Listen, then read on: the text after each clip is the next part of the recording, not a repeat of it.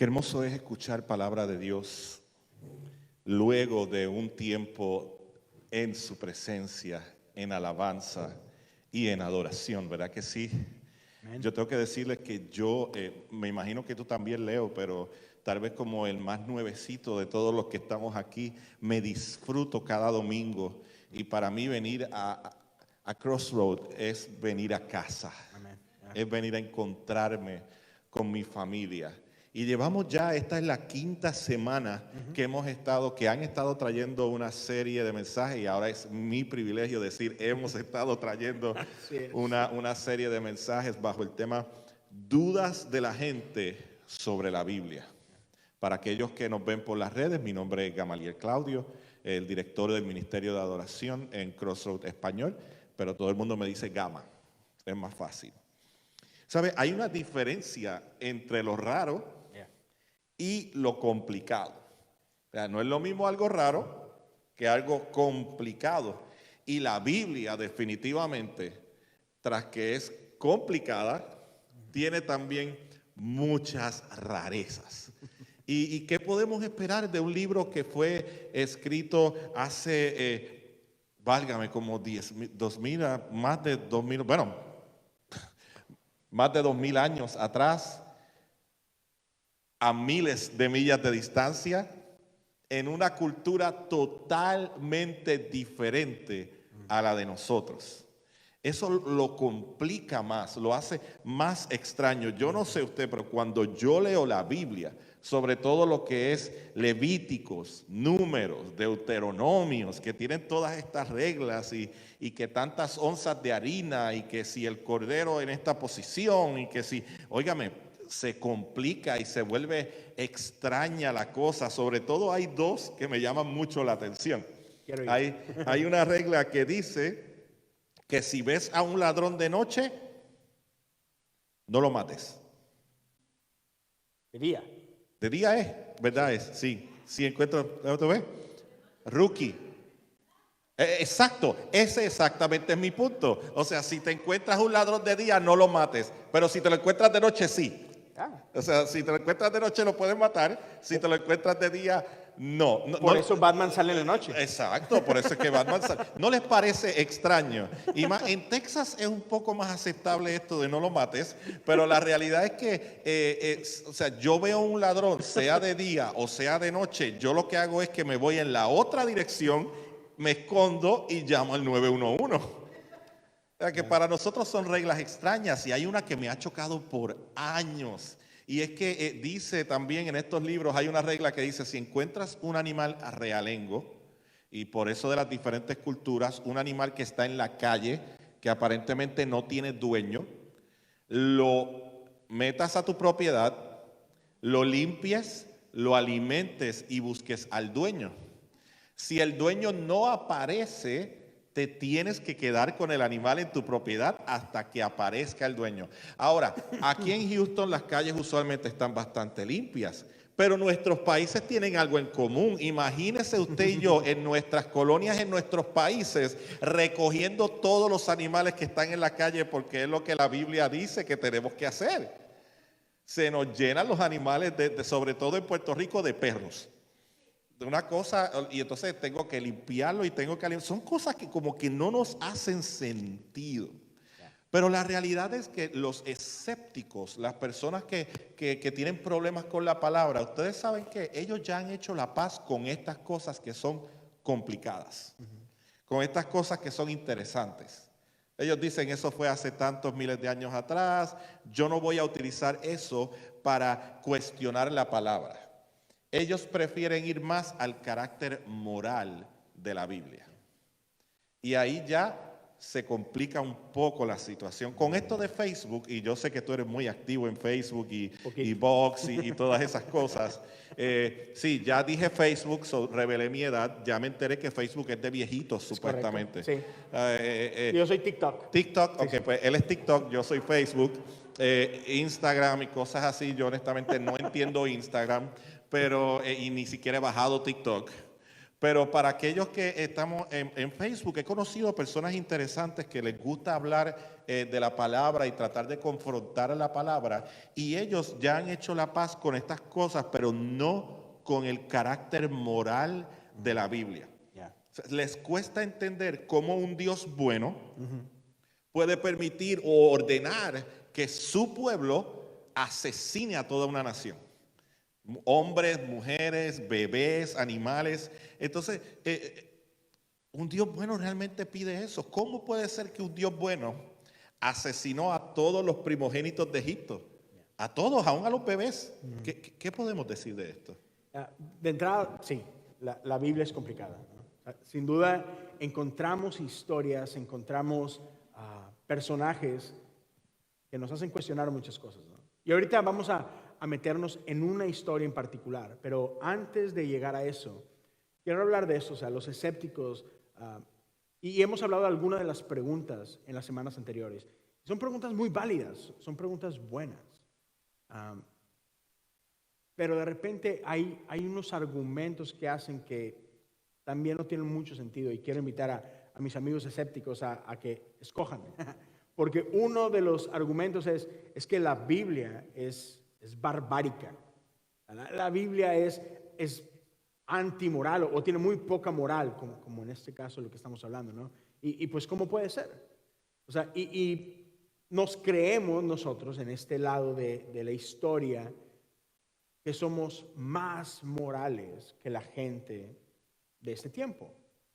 Lo hablamos hace semanas atrás, un esnobismo cronológico, ¿no? Creemos que somos mejores simplemente porque vivimos en el aquí y el ahora, ¿no? Pero por otro lado, también hay estos cuestionamientos de que no, es que la Biblia ha sido sumamente editada, la han limpiado mucho y le han quitado todas estas cositas raras para que sea más aceptable hoy en día. Entonces, ¿cuál es? ¿Es barbárica o está muy limpiadita? ¿Es antimoral o ya le arreglamos 2, 3 cosas para ocultarlo, la basura debajo de la alfombra? Porque no puede ser las dos, ¿no? Pero quiero hablar de por qué es que encontramos este tipo de historias en la Biblia. Y quiero hablarte de la historia de Judá y Tamar. Ahora, para quienes no estén tan familiarizados, Judá es un personaje principal, digámoslo así, en el pueblo de Israel. Es linaje de Abraham, el amigo de Dios. Judá es hijo de Jacob, aquel que tuvo este encuentro con Dios y su vida cambió para siempre. Pero Judá, no sé si te suene, es hermano de José el soñador. Y si recordamos la historia de José, resulta que sus hermanos, entre ellos Judá, planearon matarlo, para empezar. Yo me he peleado con mis hermanos. Jamás he planeado matarlos, todavía. Yo tampoco. No sé, más adelante. Todavía no. Pero no solamente se arrepienten, en un punto se convence, ok, bueno, no, matarlo es muy exagerado, pero pues vamos a venderlo como esclavo. Ok. Pero encima de que lo venden como esclavo, por décadas le mienten a su papá, haciéndole pensar que bestias salvajes del campo habían matado a su hermano. ¿Se imaginan? Por décadas su pobre padre, que amaba a José, pensó que su hijo estaba muerto. Él es Judá, este hombre. Judá al tiempo se casa, tiene su propia familia, tiene 3 hijos. Y un día su hijo mayor se casa con Tamar. Ahora, el hijo de Judá era un hombre perverso. Dice la Biblia que era tan perverso que Dios le corta la vida. Entonces de pronto Tamar se queda viuda. Ahora, la costumbre en aquel tiempo es que las viudas necesitaban ser cuidadas. Y una manera en la que eran cuidadas en aquel tiempo es que si el marido tenía hermanos, pues entonces uno de esos hermanos la toma por esposa. Sobre todo si la viuda no tenía hijos todavía. Porque pues en aquella sociedad la mujer no se valía por sí sola. No era bien visto. Entonces, en este caso, el hermano la toma como esposa Pero este también era un hombre bastante malo. Y lo que este hombre hizo, por ahí podemos decir, no tiene nombre, este hombre se llama Onán. Y hay toda una cosa llamada onanismo. Búsquenlo en Google. ¿Okay? Y ahí pueden darse cuenta qué es lo que hizo este hombre. Pero básicamente, él no tenía problemas con tomarla como esposa, disfrutar de su cuerpo. Sin embargo, no le concedía el derecho de ser mamá. Y Dios vio con desagrado esto y también le quita la vida. De pronto, esta pobre mujer en un corto tiempo se queda viuda 2 veces. Y había un tercer hermano, estaba el chiquito. Pero Judá dijo, no, algo está mal con esta mujer. Tiene veneno en la sangre o yo no sé, ¿verdad? Pero mis niños buenos, porque obviamente, para papá no hay malos hijos, ¿verdad? Angelitos. Claro, angelitos. El problema era la mujer, ¿no? Dijo, no, yo a esta no le doy otro más. Y le dio la excusa de que es que está muy chiquito el niño todavía. Mira, vete a tu casa con tus papás. Cuando el niño sea un hombrecito, entonces te lo doy como esposo. La realidad es que él jamás pensaba entregarle a su hijo como esposo. Ella va a casa de sus papás y por años vive como viuda. Se viste como viuda, anda como viuda. Y pasa el tiempo y ella sabe que el chico ya es un hombre de edad. Y Judá no se ha reportado. No ha ido a buscarla. Pero un día la propia esposa de Judá muere. Pasa un año de luto y después sale a retomar sus actividades en el campo y va al lugar donde trasquilaban a sus ovejas. Tamar se entera que este hombre va al pueblo y sale a su encuentro. Entonces se quita sus vestimentas de viuda, se viste diferente y cubre su rostro y lo espera en el camino de la entrada del pueblo. Y cuando Judá llega por ahí, él piensa que es una prostituta. Viene de estar de luto, más de un año sin su mujer. Y en su lógica dijo, pues, ¿por qué no? Y se acerca a Tamar proponiéndole acostarse con ella. Y ella vio una oportunidad ahí. Y dice, ok, ¿cómo me piensas pagar? No, te doy un cabrito. ¿Dónde está el cabrito? No, pues está en la casa. Ajá, mira. Chalupa y buenas, diríamos en México. Ok, ¿qué me dejas como garantía para saber que realmente me vas a pagar? Porque ella conocía a su suegro. Era un hombre malo, que era un hombre que era mentiroso. ¿Qué me dejas a cambio? Y él le da 3 posesiones, que en su tiempo eran bastante importantes. El día de hoy diríamos que le dejó su pasaporte, su licencia de conducir y la tarjeta de débito. Ahí nomás para que veas que es en serio. Así desesperado estaba el hombre por acostarse con ella, ¿no? Total, ella accede, se acuestan y ella queda embarazada. Él no lo sabía, por supuesto, todavía, pero ella queda embarazada. Está buena la novela, ¿no? Está sabrosa. Entonces, podemos ver que esa es una historia bastante complicada, ¿no? La Biblia es complicada porque nuestras vidas son complicadas. Y este no es el final de la historia. Ahorita llegamos allá, pero solo quiero que vayas pensando en esto. A mí me encanta la Biblia porque es honesta. Nos refleja la realidad de nuestras vidas, se llama. No, porque nuestras vidas son complicadas. Cuando Leo y yo repasábamos este material, me acordaba de lo que Soledad habló la semana pasada. O sea, en ocasiones la Biblia nos recuerda a telenovelas, a mí sobre todo las telenovelas venezolanas del 90, a las 7 de la noche por Tele 11 en Puerto Rico. No, Telemundo en Puerto Rico. Pero presenta estas complicaciones y enredos. Pero cuando nosotros vemos nuestra vida, decimos, no, mi vida no es tan complicada porque yo no he embarazado a mi cuñada ¿sabes? Porque sí. yo no he hecho eso, pero nuestras vidas son complicadas. De momento me vienen 2 historias a la mente cuando Sue y yo teníamos a Nathan de 1 o 2 años, apenas le habían salido algunos dientitos. y ensayábamos en una iglesia, éramos parte del ministerio de adoración, una iglesia que tenía 2 pisos. So, las voces, el coro ensayaba en el segundo piso y la banda ensayaba en el primer piso. Y yo estoy ensayando ahí, estamos tocando, Rey de Reyes. Y de momento aparece Sue corriendo con Nathan.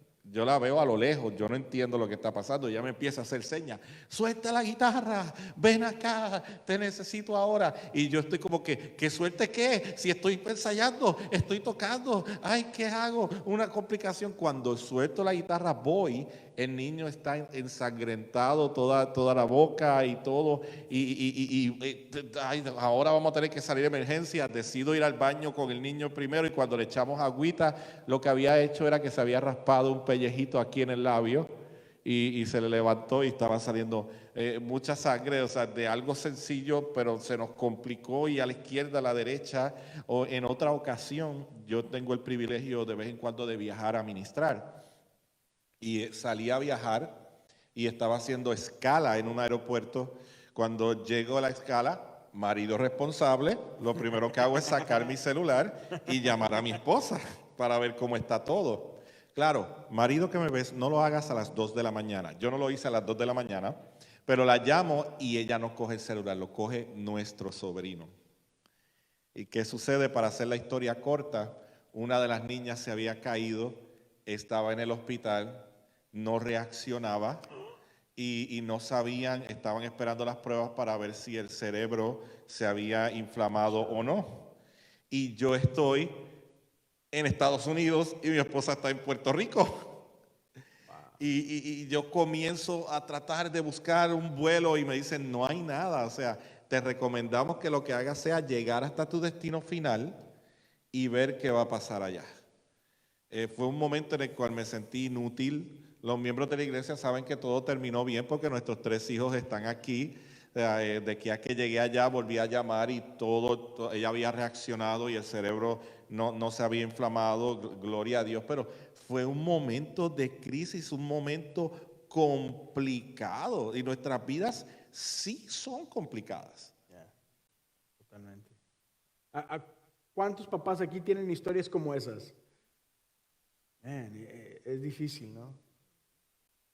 Y parte de lo que te escucho y cuento historias y me acuerdo de algunas de las mías y si algo me queda claro es que la vida en algún punto nos deja saber muy claramente que no estamos tan en control como pensamos que estamos, ¿cierto? Nosotros vemos historias como esta de Judá y Tamar y decimos, no, yo nunca haría eso. Yo jamás. No, yo soy una persona cabal. Hasta que de pronto algo pasa, que te orilla ciertas cosas. De repente en nuestra desesperación es, mi hijo está allá, yo acá, ¿y qué hago? Y uno hace locuras a veces, ¿no es cierto? ¿Sabes? La vida es complicada, hermanos. Y la Biblia es fiel en reflejar estas cosas. Ahora, regresando a la historia de Tamar. Seguramente ella jamás se imaginó esto, tener que acostarse con el suegro. Encima, quedar embarazada, qué vergüenza. Resulta que Judá se regresa a su pueblo después de acostarse con ella, al tiempo, pues, cumpliendo su palabra y más que nada yo creo queriendo las cosas de regreso, manda un mensajero de que ándale, llévale el cabrito a la prostituta de aquel pueblo y tráeme mis cosas. Cuando el hombre llega allá, resulta que pues, no hay prostitutas en ese pueblo. Y de que, total, el cual dice, ¿sabes qué? Ok, ya, se robaron las cosas, ni modo, ya, así queda. A los meses empieza a ver diferente el cuerpo de Tamar, ¿no? Y le llega noticia a Judá de que su nuera está embarazada. Ajá. No, ya se imaginarán. Este hombre se pone furioso porque es una vergüenza la familia. ¿Cómo que está embarazada? Se supone que esta viuda tiene que estar esperando a mi hijo. Ahí se acordó que tenía un hijo, ¿verdad? Que tenía que darle como esposo. Él en su enojo, en su rabia, En su demanda de justicia, la manda quemar viva. ¿Ya? Ese era uno de los castigos para una mujer adúltera. Entonces, cuando llega la gente por Tamar para matarla, ella reacciona y le dice: hey, tranquilos, no sé de qué me acusan. Miren, estas son las cosas del papá del bebé. Vayan con él y díganle que todo está bien. Cuando la gente ve las cosas, otra vez, pasaporte, ID, Judá, ¿qué andabas haciendo, papá? Pues van con él y dicen: hey, Judá, estas cosas son las del papá del niño, ¿las reconoces? Y en ese momento, la Biblia nos relata que él es confrontado con su pecado y él reconoce su pecado. Y en ese momento, él se humilla y reconoce que Tamar era más justa que él. Él reconoce su condición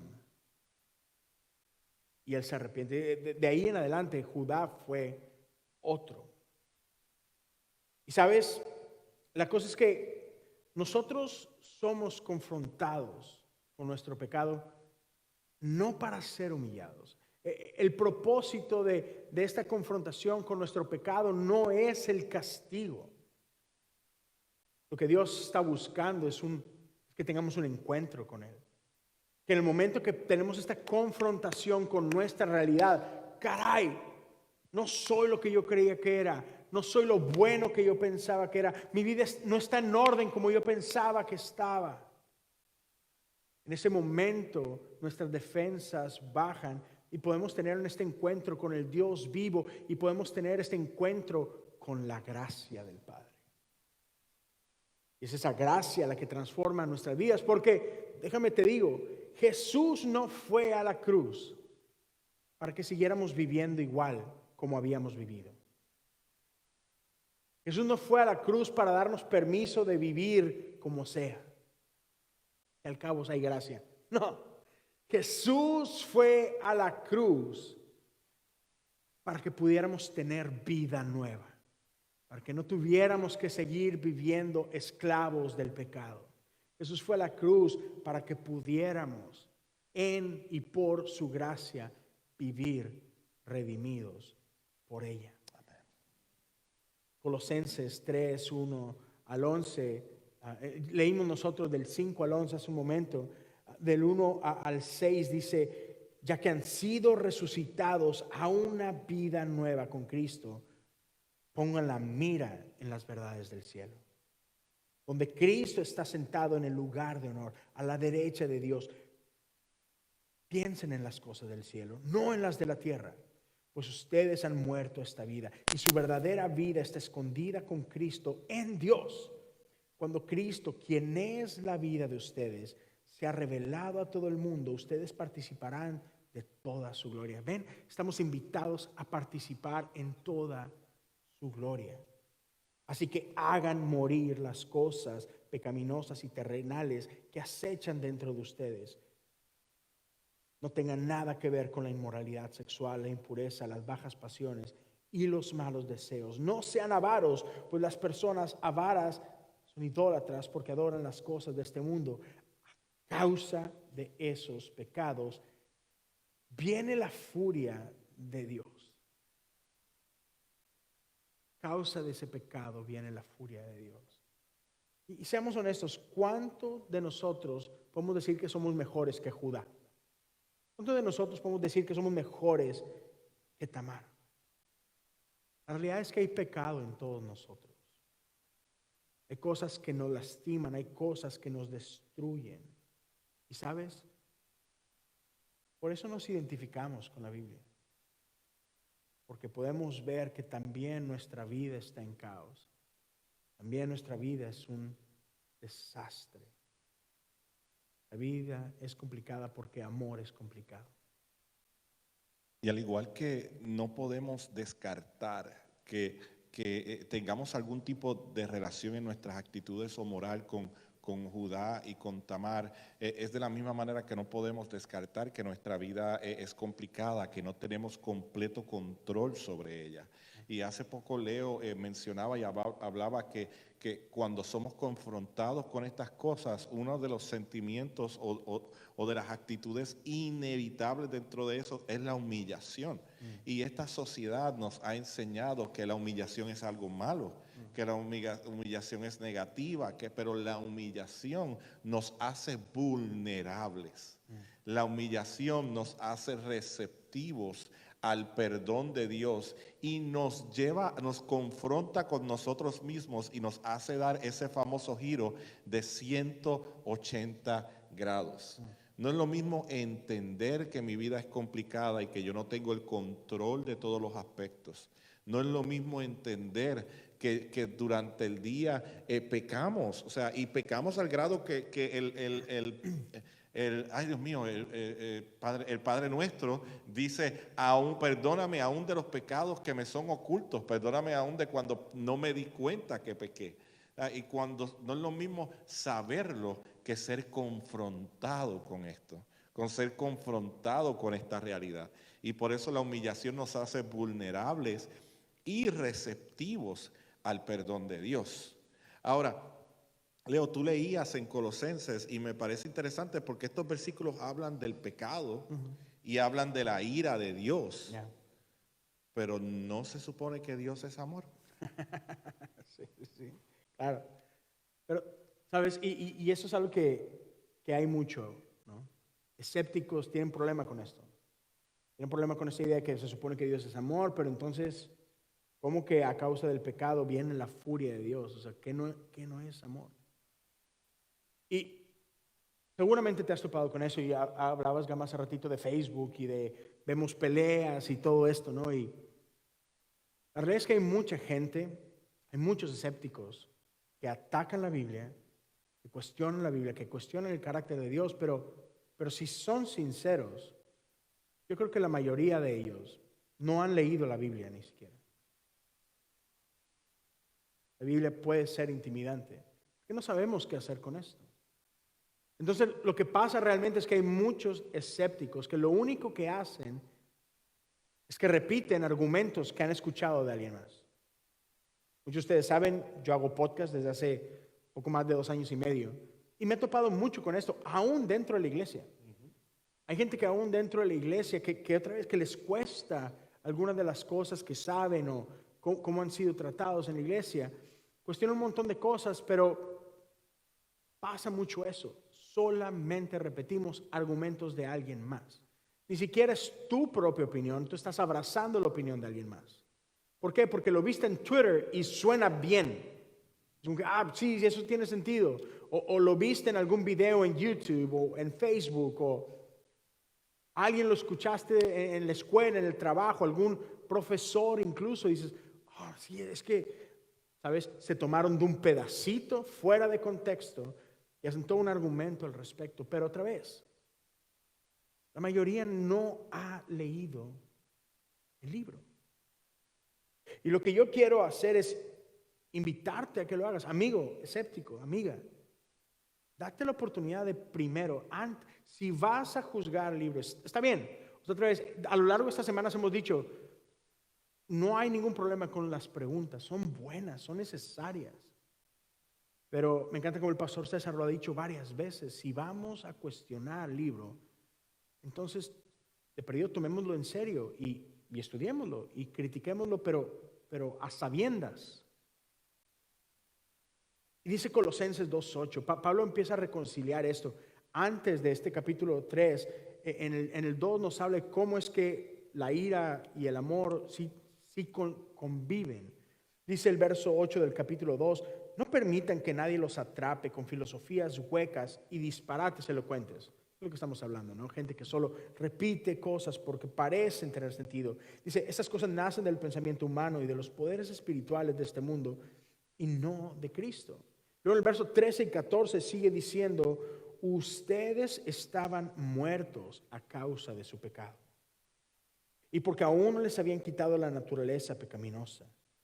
Entonces Dios les dio vida con Cristo al perdonar todos nuestros pecados. Él anuló el acta con los cargos que había contra nosotros y la eliminó clavándola en la cruz. La cruz es complicada. El amor de Dios es locura. Pero sabes, hay mucha gente que resiste a leer este libro, que tiene miedo a leer este libro. Una porque, como decía hace un momento, puede llegar a ser intimidante. A veces nos da miedo lo que encontramos en él, porque si te das el tiempo de leer este libro, va a pasar dos cosas. Número uno, te vas a encontrar en las historias de este libro. Cuando te pongas a ver que la Biblia es complicada y que hay personajes bastante complicados, y si eres honesto, te vas a dar cuenta que son muy parecidos a ti, que tú eres muy parecido a ellos. Te vas a ver a ti mismo en esta historia, en este libro. Pero mejor que eso es que vas a encontrar a Dios en este libro. No sé si se acuerdan, hace un par de semanas pusimos un video allá. Y este video muestra a un hombre que empieza a hablar y hacia el final del video se rompe el pobre. Y habla de cómo no lo puede explicar, pero ahora no puede negar esto. Ese hombre, Jordan Peterson, es un profesor de psicología en la Universidad de Canadá. Y es un ateo bastante reconocido. Un personaje bastante conocido en ese mundo, en esa esfera. Y él hace unos años comenzó a enseñar Biblia en sus clases, pero no por espiritualidad, sino tratando de hacer algunos puntos para enseñar psicología. Hablaba algunas cosas morales, algunas cosas antimorales, pero la cosa es que se metió a leerlo. Y ese fue el problema. Que leyendo el libro tuvo un encuentro con Dios que él no esperaba. Yo los quiero invitar a todos a pasar tiempo en este libro. Porque te vas a encontrar con Dios y Dios va a trastocar tu vida. Jamás vas a ser el mismo. Y por eso es tan importante lo que hacemos acá. Por eso es importante venir el domingo y escuchar la palabra. Y por eso es tan importante, y jamás me voy a cansar de hacer énfasis en esto. Vengan temprano. Sean parte de la escuela dominical, porque cuando nos metemos a esto somos transformados. Eso no va a pasar nada más porque nos ponemos a cantar en el carro mientras vamos de un lugar a otro. Necesitamos honrar este libro. Por favor, vengan el domingo en la mañana a la escuela dominical. Ahorita estamos en una etapa donde estamos haciendo un estudio los martes. Te invito, ven los martes a las 7. Amamos este libro porque hemos sido transformados y seguimos siendo transformados por este Dios. Pero sabes, esto es parte de lo que hace el amor de Dios. La historia de Tamar, aunque no lo crean, no ha terminado. Esta mujer no fue quemada, al tiempo da a luz y da a luz a gemelos. 2 hombres la habían maltratado, 2 hombres no le habían podido dar hijos, ahora Dios le da 2. 2000 años después, otra jovencita queda embarazada de una forma muy poco ortodoxa. Su prometido estuvo a punto de dejarla, pero Dios habla con él, lo convence de quedarse. Dan a luz a un bebecito en medio de animales. Pastores vienen y cantan y le llamamos Jesús. Y Mateo nos habla de la genealogía de Jesús. Mateo 1.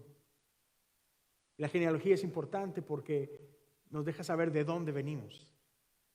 Y en esa genealogía de Jesús nos damos cuenta que Jesús viene de Abraham, padre de Isaac, padre de Jacob, padre de Judá, padre de estos gemelitos cuya mamá era Tamar. Esta mujer, parte de la historia de Jesús. Y amigos, con esto terminamos. Me encanta nuestro Dios porque Él toma vidas complicadas. Él toma vidas quebradas y hace algo bello con eso. Nuestro Dios es el que puede redimir a una mujer abandonada, rechazada, abusada, a punto de ser quemada. Y el Hijo de Dios nace de ahí. Nuestro Dios es el Dios que transforma una cruz ensangrentada en una tumba vacía.